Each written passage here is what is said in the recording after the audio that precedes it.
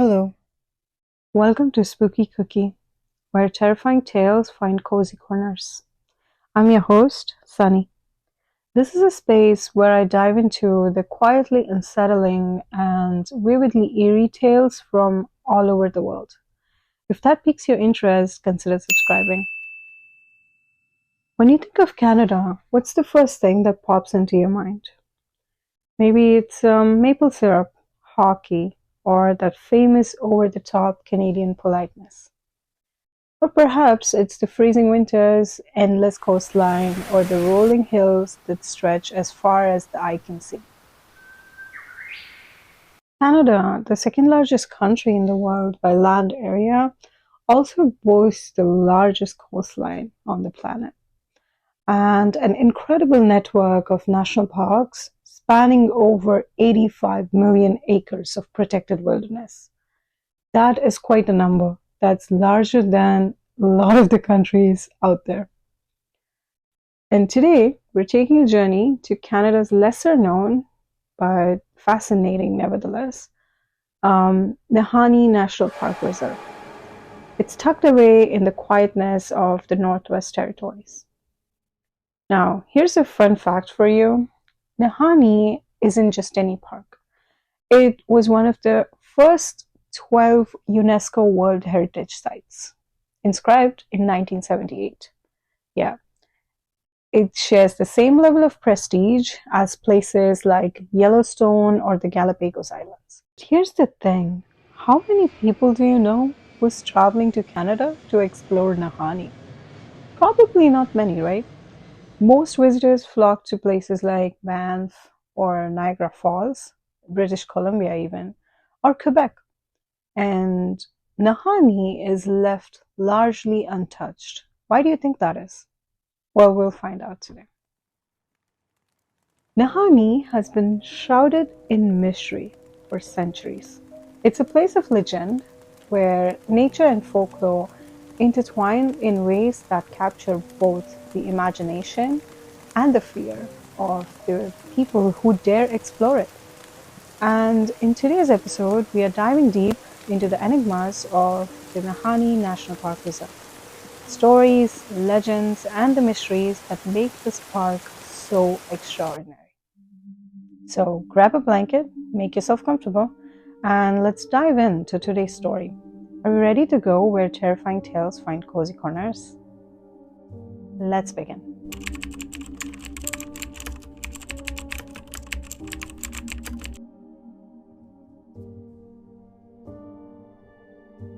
Located in the far northwest of Canada are the aptly named Northwest Territories, a massive swath of land that is virtually uninhabited. Consider this, the UK has a population of around 70 million people. Northwest Territories are over 5 times the size of UK and has a population of around 50,000 people. In addition to being this vast and sparsely populated, the Northwest Territories to this day are almost completely wild, raw nature, covered in dense forests, huge mountains, and massive rivers and lakes. The Nahanni Valley was declared a national park, but don't let that fool you. This isn't somewhere you want to go hiking or camping with your family. There are no tourist accommodations and no roads that lead into this park. The only way in is by chartering a private plane or by boat up a white rapid Nahanni River, or by a long and stressful hike that takes weeks. Over the last 500 or so years, a handful of native tribes that have attempted to settle inside of the Nahanni Valley have either fled or vanished without a trace. Alright, of course this just sounds like folklore, and it very well may be. But starting in the early 1900s, some unsettling events occurred in the Nahanni Valley. These were real, horrifying events, and depending on your perspective, they might be proof to some of the theories that the native people have, which is that there is something dark and evil lurking in those forests. Let's get into Incident 1. In 1898, a group of 6 prospectors set out for the Nahanni Valley, armed with mining equipment, weapons, and dreams of striking it rich. You see, they'd heard of a possible gold mine in this unexplored region. Months passed and they didn't return. Their disappearance did not raise much alarm. People vanished in the wilderness all the time. This was the turn of the century, after all. It is rumored that years later, a hunter stumbled upon their camp and made a chilling discovery. He saw almost decomposed skeletal remains that still looked like they were clutching rifles. But get this, all six were missing their heads. Stranger still, the skulls were reportedly stacked neatly at their feet. Story goes that the police attributed these deaths to exposure, with the odd placement of the skulls blamed on scavenging animals. At the time, the story barely made news, with just a brief mention in a Canadian newspaper. It might have been forgotten altogether if not for what happened next. Incident 2. In 1904, three brothers, Willie, Frank, and Charlie McLeod, who all lived in the Northwest Territories, decided to go looking for gold in the Nahanni Valley. They figured so few people had ever been inside of this valley that if there was gold, it's still waiting to be found. And so after a long journey by foot and homemade boats, they finally entered the valley. Their first camp was on the Flat River, which runs right through the center of the Nahanni Valley. The Flat River is kind of ironically named because it's anything but flat. It's actually quite full of curveballs, also said to be treacherous, full of rapids, so it's quite hard to actually navigate this river. And especially they had like house-made boats, so we need to keep that in consideration. Anyway, the three brothers make their way up into the valley through this river, and at some point they pull off into the riverbank and they set up camp. They get straight to the point and decide to start their gold hunt right there at the river. Surprisingly, they almost immediately hit pay dirt.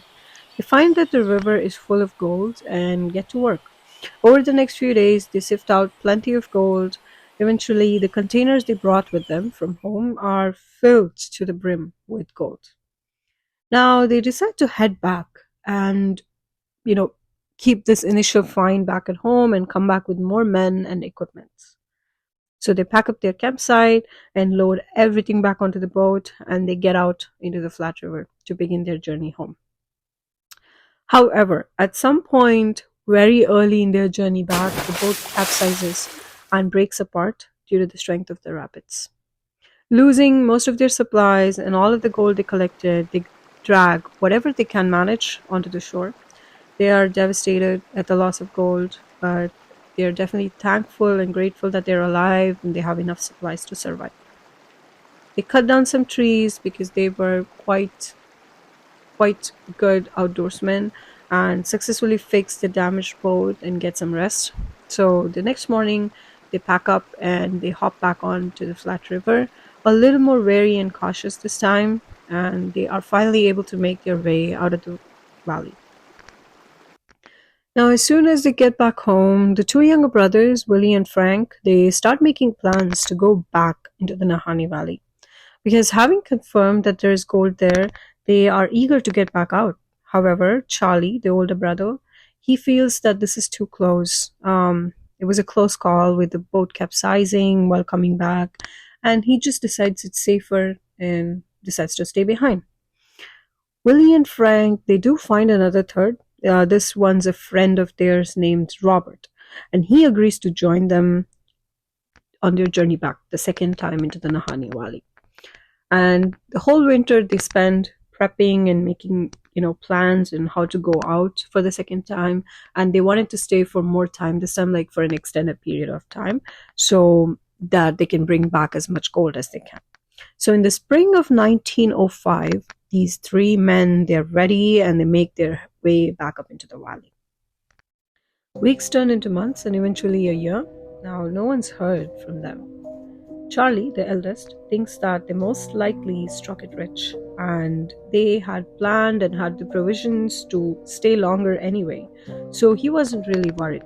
And all these three men also were experienced woodsmen, so their families and Charlie, they really didn't care much and didn't worry much. They thought that they're enjoying, having the time of their life out there.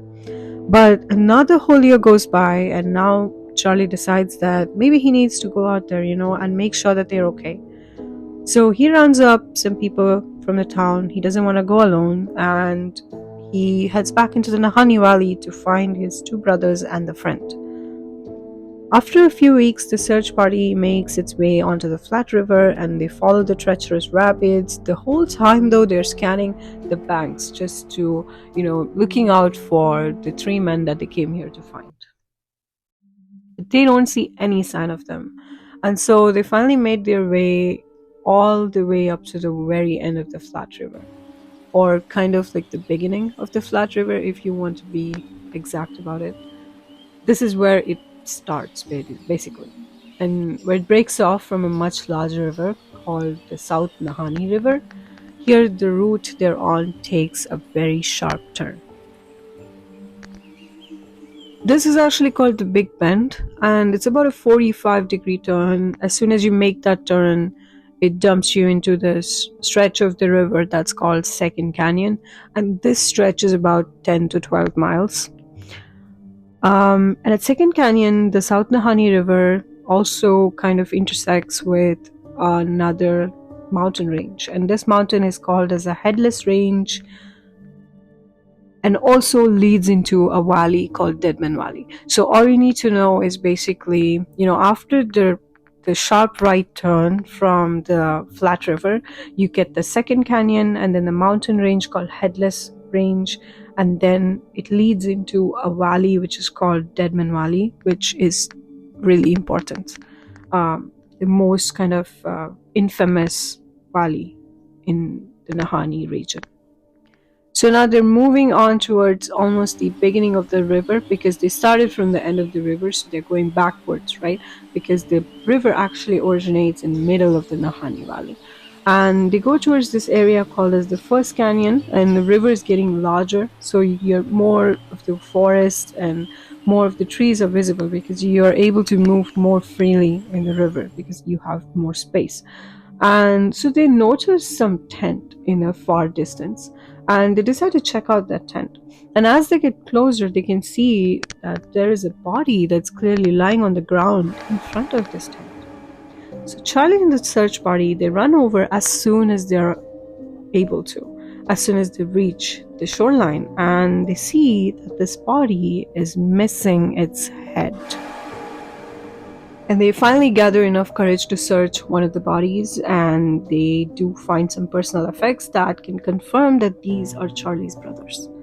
As for Robert, the friend, he was not on the campsite, and actually he would never be found officially. However, a little ways down the river, like a little ways down where this two-man body was found, there was a partial skeleton that was found a couple of months later, and there are theories as to maybe that is Robert's skeleton. There was also another interesting thing that was found at this campsite. There was a carving in one of the trees that was nearby, in between these campsites, and it said, "We have found a fine prospect." This could indicate that it was Charlie's brothers. Maybe they did this when they found the gold. However, there was no sign of gold or anything related to gold on their camp or on the bodies. Like, they just didn't find gold anywhere. The search party would leave the valley and get in touch with the police, who came out to investigate the campsite. Ultimately, the Canadian police declared that all these three men, they starved to death, and after they perished, animals had taken their heads. Charlie never believed this official explanation because it did not account for the strange position he found the bodies in, or other unexplained stuff like charred clothing and the beheading. Just animals only taking the head is kind of not expected behavior, I would say. Unlike the first incident, though, the story of these headless men made national headlines, and a lot of people came up with their own theories about what had happened. Okay, now let's take a look at what some of those theories were. Many suggested that the skeleton that was found later was not that of Robert at all, and that he had gotten greedy, murdered the brothers, stolen the gold, and ran away with it. Another theory brings attention to the incident one that we discussed, where a few people were found dead in a very mysteriously similar way, which is quite unsettling if you ask me, because it's quite a lot of people within a span of 10 years that were found missing their heads. A few people circulated the old native folklore of the area and the idea that the valley was cursed. There were also speculations of cryptids being responsible for this, mainly the Wahila. Regardless, pretty much all of the public at the time connected these two incidents and became terrified of the Nahanni Valley. The stretch of the canyon where the two brothers had been found got renamed into the Valley of Headless Men, later shortened to simply the Headless Valley or Deadman Valley. This name, we find, is not just descriptive but is also kind of prophetic in its own way, because over the next decade or so, multiple groups of men would be found with their heads being separated from the body. Let's go back to the Native American folklore for a second, because I want to talk more about the Wahila. The Wahila is a legendary cryptid of the North American folklore. It's kind of described as an all-white, large wolf-like creature and is said to roam the wilderness of the Nahanni Valley. It's larger and described to be more muscular than your normal wolves, and is believed to be like a lone wolf rather than a pack wolf. Typically, you'll see wolves in packs, and Wahila is different because it's said to be a lone hunter. According to the stories, the Wahila is a stealthy predator which usually ambushes its prey. Its signature, you'd be interested to know, is decapitating the heads of its victims. It is interesting how the folklore that is hundreds, if not thousands of years old, has connections to these strange deaths in the valley, or rather how the bodies were found. Okay, now let's talk a little bit about other folk tales and other facts about this area. I'd like to start by talking about the Dene people, who are the local indigenous community that have settled in this area for hundreds, if not thousands of years, and they continue to live there even till date. They, however, speak of this another tribe called the Naha people, or the Naha tribe, who are said to be this fierce nomadic tribe that lived in this valley, in the Nahanni Valley, especially in the foothills of the mountains. They were infamous for launching brutal raids on nearby villages, and they also were said to wear this scary war masks, and they also had the ability to kind of vanish back into the wilderness without a trace. However, at some point, the Naha themselves disappeared, and they left no definitive explanation as to why they vanished. Some believe that they were wiped out by disease, conflict, or maybe starvation. Others also speculate that they migrated to an even remote location, or maybe they just migrated out of Nahanni Valley altogether. The mysterious disappearance of the tribe has always fueled further speculation that there is something supernatural, because it links them to the strange occurrences within the valley. To this day, no evidence has been found to confirm the Naha tribe's existence. So I'd say that makes the Naha tribe, the story of the vanishing tribe, as another added layer of mystery to the Nahanni Valley. Another fun fact, the Nahanni Valley is actually named after the Naha tribe. Okay. Here's another creepy and settling incident that I found. In 1926, a hunting party departed for Nahanni Valley. Among the group was a young girl named May Annie Lafferty. She was about 15, 16 years old. And this hunting party consisted of Annie, her family, and a group of natives from Fort Simpson. One day during their trip, they woke up to discover that Annie was missing.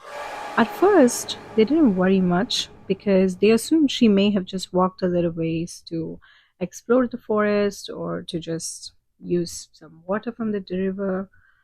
You know, they weren't really worried much.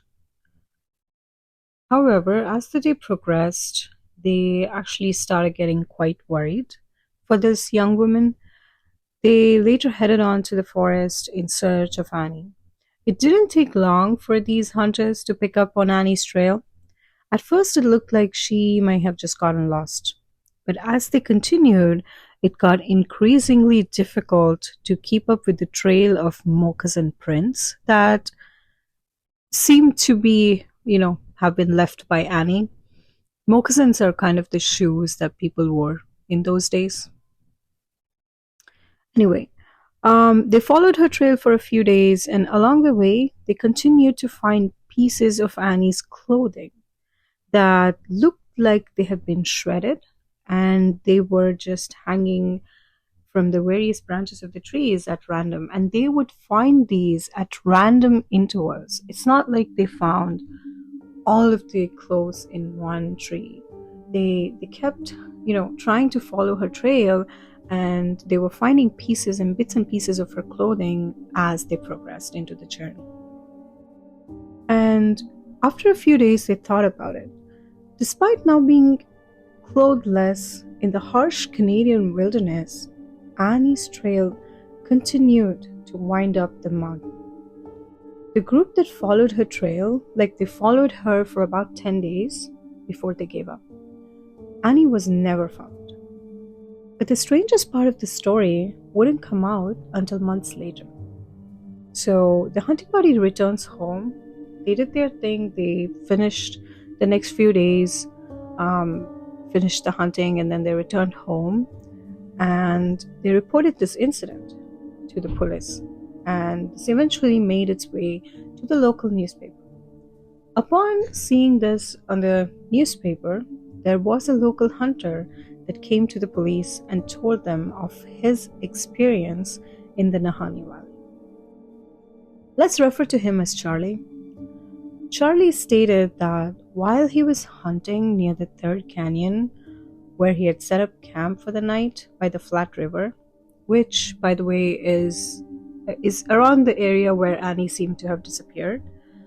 So there was this one night when, in the middle of the night, he was woken up by the sound of a rock falling into the river.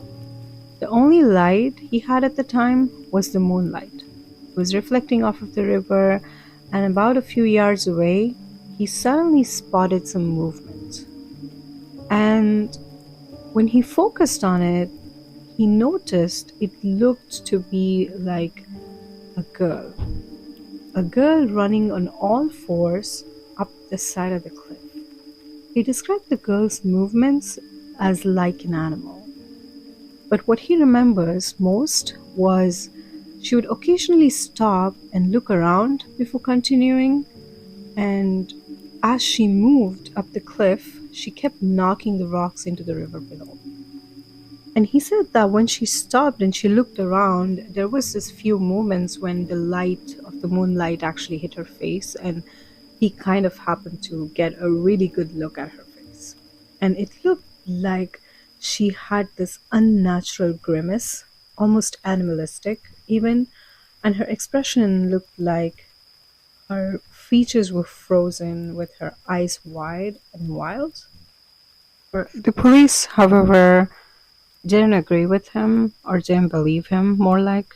They dismissed the story and never investigated more, due to the fact that no one could survive unclothed in the mountains for that long. After the incident, the river where Annie disappeared was renamed as May Creek in her memory. Maybe the Nahani Valley is just one of those places that refuses to give up its secrets. Or maybe, just maybe, there's something lurking in its shadows that we are not meant to understand. Well, that does it for today's story time. Thank you for stepping into the darkness with me. I hope you're leaving with a chill. I'm Sunny and I'll be here waiting for you where terrifying tales find cozy corners. Until then, take care and don't let the darkness dim your light. Bye.